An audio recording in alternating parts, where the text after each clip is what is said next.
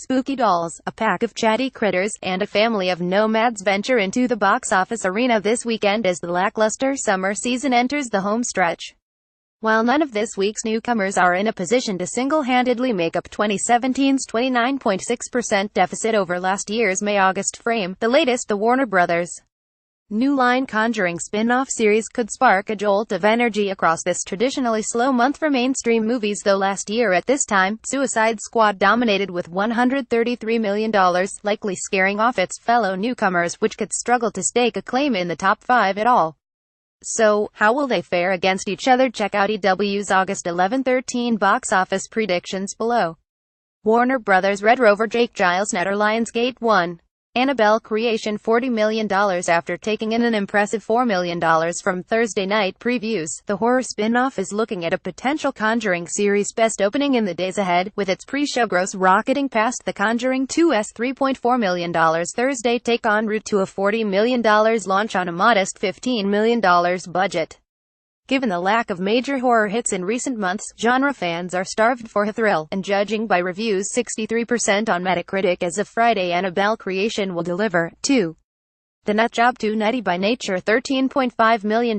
Much like their live-action counterparts, animated comedies haven't made a significant impact in an oversaturated market in the recent past. So far this year, Despicable Me 3, despite notching a series low total in North America, made $244.6 million, while Cars 3 underperformed with just under $150 million. Most recently, the Emoji Movie has grossed $57 million and counting, based on a concept not tied to a pre-existing franchise.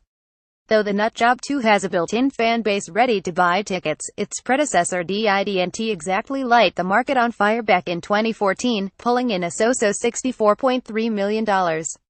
With negative reviews piling up 12% on Rotten Tomatoes with an average score of 3.8 out of 10, don't expect The Nutjob 2 to blossom beyond its forerunner, 3. Dunkirk $11 million. Christopher Nolan's World War II epic has coasted through the start of the second half of 2017 with some of the best reviews of the year and heavy Oscar buzz in several above-the-line categories. Its potential to sustain through the awards race ahead is aided greatly by its stellar performance at the box office, dropping between 30% and 50%, uncharacteristic of a big-budget summer blockbuster since its $50 million opening weekend. With little in terms of competition in its way this weekend, Dunkirk will stay in that range for another finish in the $10 million to $12 million range.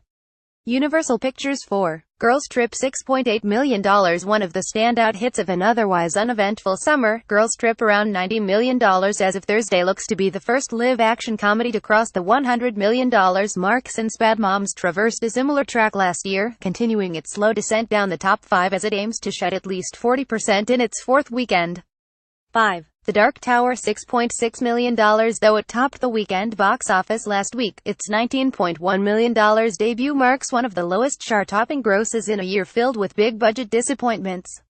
While Dark Tower's reported $60 million production costs are far less than other tentpole movies, the film will struggle to recoup that number in North America, as similar films tend to drop substantially, between 50% and 70%, over their sophomore weekends. Its planned worldwide rollout in the weeks ahead should help keep the film afloat, but not by much.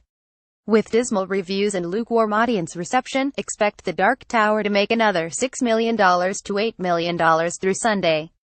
Jockeying for positioning outside the top 5, Brie Larson fronts an ensemble cast in The Glass Castle, her first big-screen reunion with short-term 12 director Destin Daniel Cretton. Based on Jeanette Wall's popular 2005 memoir of the same name, the film follows a young woman who recounts family dysfunction among her unorthodox clan.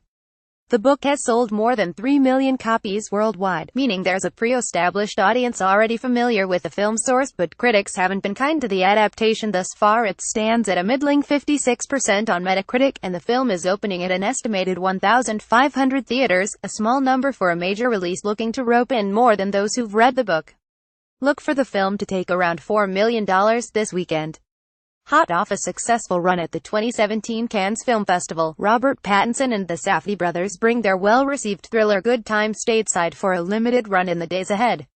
It should be able to notch a substantial per-screen average from 4 theaters via A24 thanks to dazzling reviews and Pattinson's lingering Twilight popularity. The project marks yet another prestigious turn on the specialty scene for the movie star, who also appeared in James Gray's Lost City of Z and David Cronenberg's Maps to the Stars, among others, following his star-making appearances in the Twilight films. Elsewhere, Kate Beckinsale, Pierce Brosnan, and Jeff Bridges team for The Only Living Boy in New York, directed by former Spider-Man filmmaker Mark Webb.